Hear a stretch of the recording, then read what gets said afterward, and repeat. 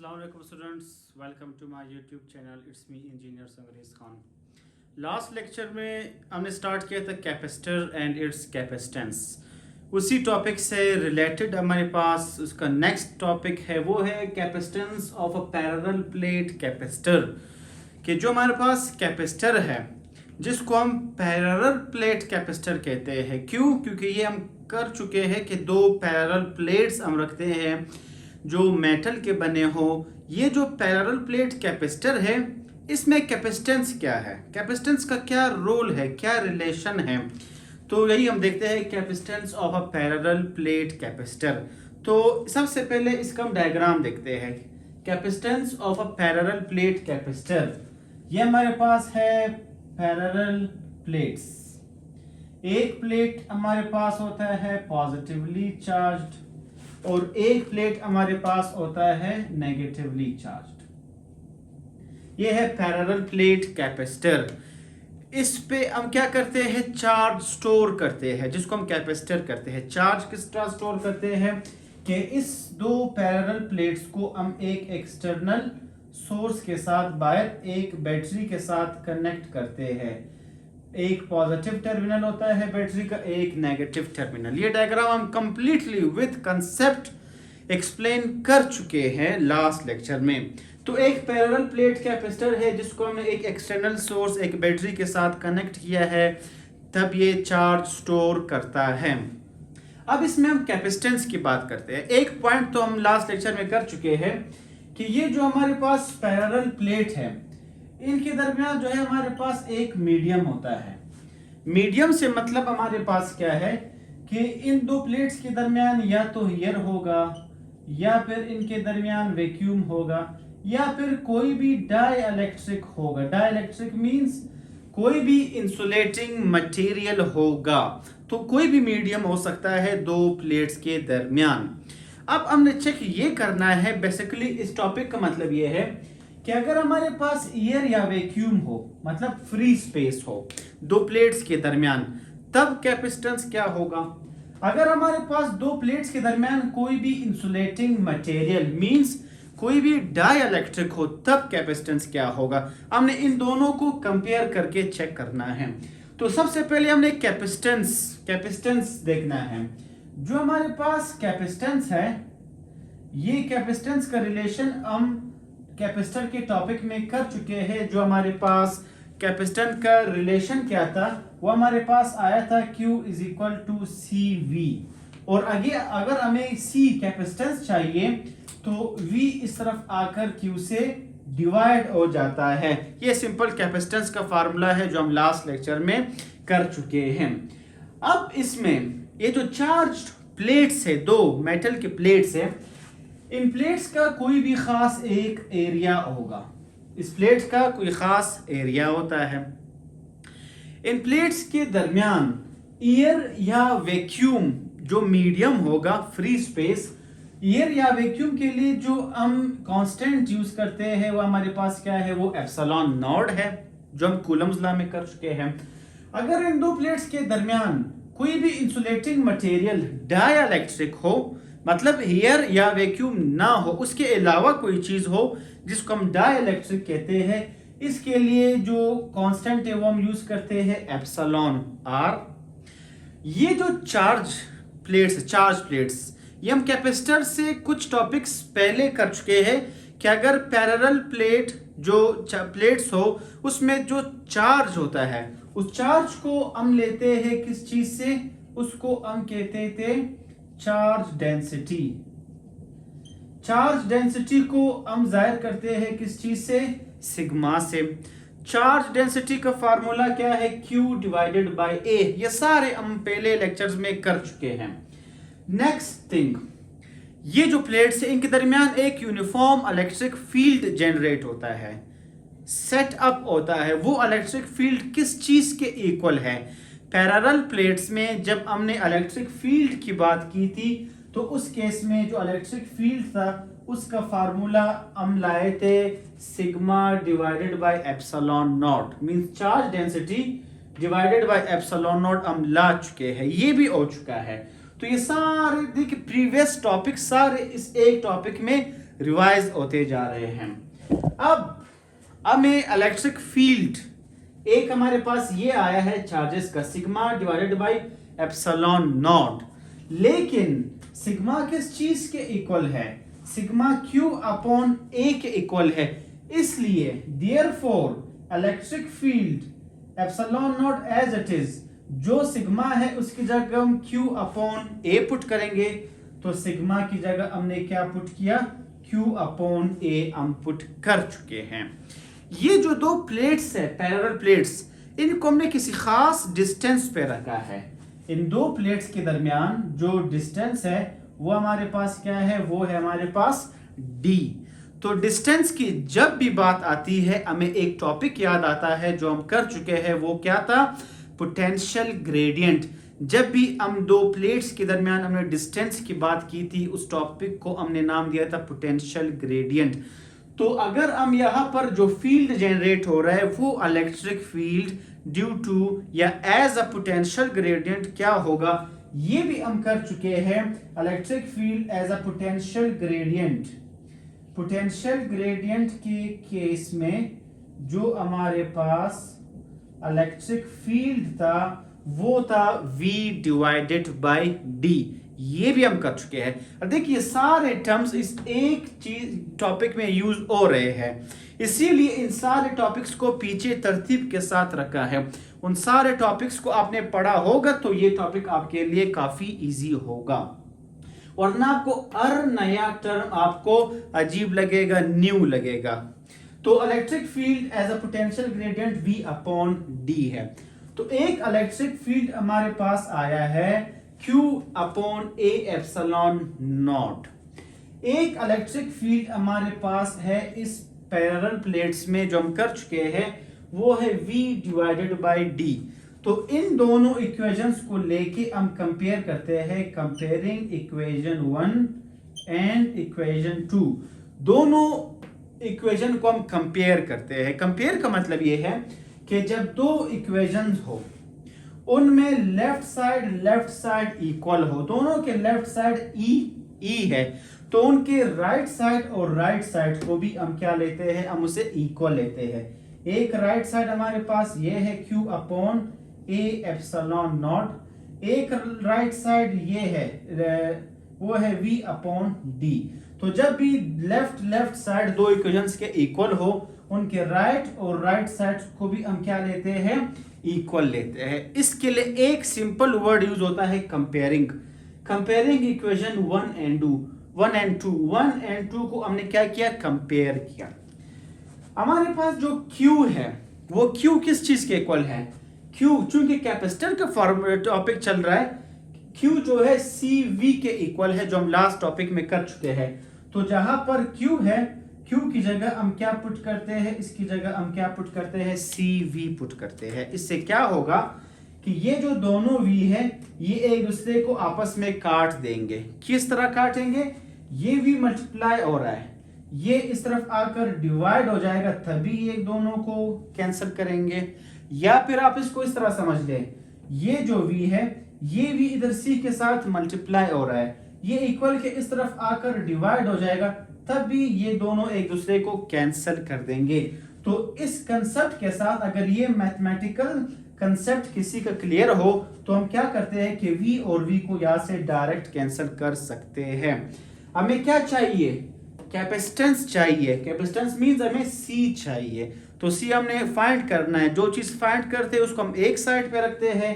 तो जब अगर हमें C चाहिए तो हमें A एप्सिलॉन नॉट डिवाइड हो रहा है, ये इक्वल के इस तरफ आकर मल्टीप्लाई हो जाएगा, तो हमारे पास C क्या आ जाएगा? C इज इक्वल टू ये D as it is, V खत्म हो चुका है, A एप्सिलॉन नॉट ऊपर आकर इधर मल्टीप्लाई हो जाएगा।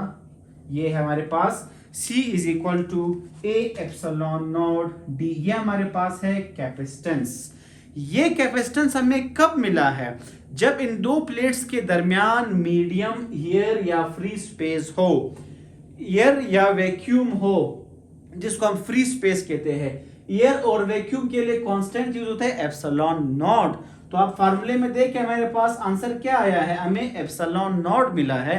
तो एप्सिलॉन नॉट जब सिंगल हो इसका मतलब है कि ये कैपेसिटेंस तब है जब दो प्लेट्स के दरमियान हमारे पास मीडियम एयर या फिर वैक्यूम हो। अब हम ये कहते हैं कि अगर हमारे पास इन दो प्लेट्स के दरमियान जो मीडियम है वो हमारे पास डाइइलेक्ट्रिक कोई भी इंसुलेटिंग मटेरियल हो तब कैपेसिटेंस क्या होगा। उस केस में इसी फार्मूलाज का अगर हम यूज करेंगे तो देखिए हमारे पास इलेक्ट्रिक फील्ड क्या आया है, Q upon a epsilon not, Q upon a epsilon not. और अगर हम कहें कि इस दो प्लेट्स के दरमियान जो मीडियम है वो डाइइलेक्ट्रिक है, इंसुलेटिंग मटेरियल है, जिसको हमने रिलेटिव परमिटिविटी का नाम दिया था कूलम्स लॉ के टॉपिक में, और उसके लिए कांस्टेंट क्या यूज होता है ये हम फर्स्ट टॉपिक में कर चुके हैं इस चैप्टर के। डाइइलेक्ट्रिक के लिए कांस्टेंट एप्सिलॉन आर यूज होता है, और उस टॉपिक में भी हमने ये लिखा था कि जब भी हम डाइइलेक्ट्रिक की बात करते हैं तो फार्मूले में एप्सिलॉन नॉट की जगह एप्सिलॉन आर, उसके साथ एप्सिलॉन आर भी होता है। एप्सिलॉन आर बेसिकली यहाँ पर भी होता है लेकिन हम इसे नहीं लिखते। क्यों नहीं लिखते? क्योंकि हम ये फर्स्ट टॉपिक में कर चुके हैं कि एयर या वैक्यूम मतलब फ्री स्पेस के केस में जो एप्सिलॉन आर है इसकी वैल्यू बेसिकली होती है 1। तो अगर इसकी एप्सिलॉन आर की जगह जब हम 1 पुट करते हैं तो वो 1 इससे मल्टीप्लाई होके वही चीज ही आता है, इसलिए यहाँ पर हमारे पास एप्सिलॉन आर नहीं होता। तो यहाँ पर हम दो प्लेट्स के दरमियान कोई भी इंसुलेटिंग मटेरियल यूज करते हैं। कोई भी इंसुलेटिंग मटेरियल से मतलब एयर और वैक्यूम के अलावा कोई भी सब्सटेंस जब हम यूज करते हैं तब हम एप्सिलॉन आर मेंशन करते हैं। वो इसलिए मेंशन करते हैं क्योंकि एयर और वैक्यूम के अलावा जब कोई भी इंसुलेटिंग मटेरियल डाइइलेक्ट्रिक हो उसकी वैल्यू एप्सिलॉन आर की वैल्यू हमेशा ग्रेटर देन 1 होती है, ये 1 से ज्यादा होती है। जब 1 से ज्यादा होती है तो वो इक्वेशन पे इफेक्ट करती है। यहाँ पर 1 था तो वो खत्म हो गया। अगर यहाँ पर 1 से ज्यादा कोई भी वैल्यू हो तो वो आपको एक खास वैल्यू देती है। तो यहाँ पर अगर ये सारा केस था एप्सिलॉन नॉट फ्री स्पेस के लिए, अगर हम यही इक्वेशन ले कि अभी हम देखते हैं कि अगर दो प्लेट्स के दरमियान कोई भी डाइइलेक्ट्रिक हो तब कैपेसिटेंस क्या होगा, तो इसी फार्मूले में सिर्फ एक चीज ऐड करेंगे वो होगा एप्सिलॉन आर। अगर हम दो प्लेट्स के दरमियान डाइइलेक्ट्रिक देखें तब यहाँ पर electric field as potential gradient क्या होगा, वो वही V अपॉन डी होगा। तो डाइइलेक्ट्रिक के लिए इन्हीं दो इक्वेशंस के साथ चेंज लिखने के लिए हम E डैश Q डैश लिखेंगे, और इसको अगर हम एज अ डाइइलेक्ट्रिक लिखते हैं तो हम E डैश लिखेंगे। यहाँ पर हमने इन दोनों को कंपेयर किया था, यहाँ पर भी इसी तरह है कि एक इक्वेशन फर्स्ट करो ये है 3, एक इक्वेशन ये है 4, तो हम कंपेयर करते हैं कंपेयरिंग इक्वेशन 3 एंड इक्वेशन 4। इन दोनों इक्वेशंस को भी हम कंपेयर करेंगे। कंपेयर मींस जब दो इक्वेशंस का लेफ्ट साइड इक्वल हो तो उनका राइट साइड और राइट साइड को भी हम क्या लेते हैं, एक ये राइट साइड है और एक ये राइट साइड है, Q dash upon a epsilon not epsilon r, इन दोनों को हम इक्वल लेंगे, इसको कहते हैं कंपेयर करना। फिर वही स्टेप है जैसे कि यहाँ पर Q की जगह CV पुट किया था, यहाँ पर भी Q की जगह हम क्या पुट करते हैं, यहाँ पर भी हम CV पुट करते हैं। तो अगर हम यहाँ पर डैश डैश यूज करते हैं जो जाहिर कर रहा है कि अभी हम डाइइलेक्ट्रिक की बात कर रहे हैं, तो ये भी C डैश V डैश होगा, C डैश होगा। सॉरी V तो एक ही पोटेंशियल है, सेम है, वो पोटेंशियल वोल्टेज तो सेम होगा। यहाँ पर भी जैसे कि V और V कैंसिल हुआ था, यहाँ पर भी वही है, दोनों V सेम है तो ये एक दूसरे को कैंसिल कर देंगे। यहाँ पर भी अभी हमने क्या करना है, हमने कैपेसिटेंस फाइंड करना है कि जब दो प्लेट्स के दरमियान मीडियम डाइइलेक्ट्रिक हो तो हमें कैपेसिटेंस C डैश चाहिए, हमें कैपेसिटेंस चाहिए। कैपेसिटेंस किस तरह फाइंड करेंगे, इसको अकेला करेंगे, किस तरह A epsilon not epsilon R divide हो रहा है, जो ये चीज डिवाइड होता है वो इक्वल के इस तरफ आकर मल्टीप्लाई हो जाता है, तो ये होगा A epsilon not epsilon R divided by D as it is. तो ये है हमारे पास फार्मूला कैपेसिटेंस का। capacitance of a parallel plate capacitor when the medium is dielectric. The capacitance of a parallel plate capacitor when the medium is free space means air और vacuum. तो ये दोनों हमारे पास रिजल्ट्स आ चुके हैं. अब लास्ट हमने सिर्फ एक रिजल्ट चेक करना है. वो क्या है अब देख ले. C dash as it is equal as it is epsilon r as it is. ये टर्म देख ले a epsilon naught divided by d. क्या a epsilon naught divided by d, a epsilon naught divided by d क्या ये c के equal नहीं है? ये हम प्रूफ कर चुके हैं कि ये टर्म c के इक्वल है. तो इस टर्म की जगह हम क्या पुट करते हैं? इस टर्म की जगह हम c पुट करते हैं. ये हमारे पास एक और रिजल्ट दे रहे हैं. ये रिजल्ट ये दे रहे हैं यहाँ पर कि एप्सिलॉन r जो है वो चूंकि ग्रेटर देन 1 होता है, greater than 1. Epsilon r means dielectric. Dielectric means insulating material means कोई भी सब्सटेंस जो एयर या वैक्यूम ना हो. इसके अलावा अगर हमने कहा कि अगर एप्सिलॉन r ग्रेटर देन 1 है, एप्सिलॉन r मींस ये कब यूज होता है? डाइइलेक्ट्रिक. तो C dash dash dash dash ये पूरा इसका कब यूज होता है? जब हम किस चीज की बात कर रहे हैं? जब हम डाइइलेक्ट्रिक की बात कर रहे हैं. अगर एप्सिलॉन r ग्रेटर देन 1 हो तो हम क्या कहेंगे कि जो C डैश है वो भी ग्रेटर होगा किस चीज से? C से ग्रेटर होगा. C डैश का मतलब क्या है? कैपेसिटेंस जब हमारे पास दो प्लेट्स के दरमियान मीडियम डाइइलेक्ट्रिक हो. C का मतलब कैपेसिटेंस कब? जब दो प्लेट्स के दरमियान मीडियम हमारे पास एयर या वैक्यूम मींस फ्री स्पेस हो. इसका ये मतलब है कि जो C डैश है वो C से ग्रेटर होता है. बिल्कुल ग्रेटर वो इसलिए क्योंकि C डैश का मतलब है dielectric. Dielectric means epsilon r. अगर एप्सिलॉन r की वैल्यू ग्रेटर देन 1 है तो मतलब epsilon r means C dash. Capacitance for dielectric वो भी C से क्या होगा? एयर या वैक्यूम से इसकी वैल्यू क्या होगी? वो हमेशा ग्रेटर होगी. अगर इस टॉपिक में ये जो इस इक्वेशन में इस लाइन में यहाँ पर अगर हम डाइइलेक्ट्रिक एप्सिलॉन r को हम यहाँ पर क्या कहते हैं? डाइइलेक्ट्रिक. अगर हमें डाइइलेक्ट्रिक फाइंड करना है उसका डेफिनेशन उसका फार्मूला तो वो क्या होगा? एप्सिलॉन r हमें चाहिए तो इसको हमने एक साइड पे रखना है. किस तरह एक साइड पे रखेंगे? ये C मल्टीप्लाई हो रहा है इक्वल के साथ, इक्वल के इस तरफ आकर क्या हो जाएगा? डिवाइड हो जाएगा. तो हमारे पास जो एप्सिलॉन r है, एप्सिलॉन r किस चीज के इक्वल होगा? C dash as it is divided by C इस तरफ आकर क्या हो जाएगा? डिवाइड हो जाएगा. तो एप्सिलॉन r मींस डाइइलेक्ट्रिक किस चीज के इक्वल है? C dash divided by C के इक्वल है. इसी एप्सिलॉन r डाइइलेक्ट्रिक को अगर हम डिफाइन करना चाहे तो उसको हम किस तरह डिफाइन करते हैं? ये दोनों डिवाइड में है. जब भी डिवाइड में कोई टर्म होता है उसके लिए हमेशा लफ्ज यूज होता है रेशो. रेशो.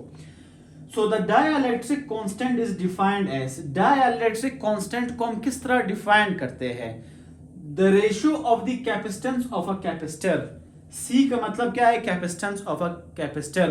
C डैश का मतलब है capacitance of a capacitor कब? जब मीडियम dielectric हो, कोई भी insulating material हो. The ratio of the capacitance of a capacitor with dielectric, जब भी dielectric हो. To the between the plates, to the जब भी to the का वर्ड आता है इस तरह के डेफिनेशंस में, to the मींस अब हम नीचे वाले को डिफाइन कर रहे हैं. नीचे वाला क्या है? ये भी कैपेसिटेंस ऑफ अ कैपेसिटर है. कब? सिंपल C का मतलब है जब हमारे पास सिर्फ और सिर्फ एप्सिलॉन नॉट, सिर्फ और सिर्फ दो प्लेट्स के दरमियान एयर या वैक्यूम हो. So to the capacitance with air और वैक्यूम कि जब हमारे पास कैपेसिटेंस ऑफ अ कैपेसिटर कोई भी मीडियम क्या हो? एयर हो या फिर वैक्यूम हो बिटवीन द प्लेट्स के दरमियान. इसको हम कहते हैं एप्सिलॉन r या डाइइलेक्ट्रिक. अब इस डेफिनेशन को अगर मैं इसको मैंने इस फार्मूले को डिफाइन किया तो किस तरह डिफाइन किया? इसको आप देख के और यहाँ पर देख ले. The dielectric constant is defined as the ratio of the capacitance of a capacitor when the medium is dielectric between the plates to the capacitance of a capacitor when the medium is air और vacuum between two plates it is called dielectric. और ये चीज मैं Coulomb's law में भी बता चुका हूं कि डाइइलेक्ट्रिक रिलेटिव परमिटिविटी या इंसुलेटिंग मटेरियल का कोई यूनिट नहीं होता। उस टॉपिक में कूलम्स लॉ के टॉपिक में यहाँ पर F dash divided by F आता है, अगर किसी ने मेरे लेक्चर्स या बुक देखा हो। कैपेसिटर के टॉपिक में यहाँ पर C dash divided by C आता हो।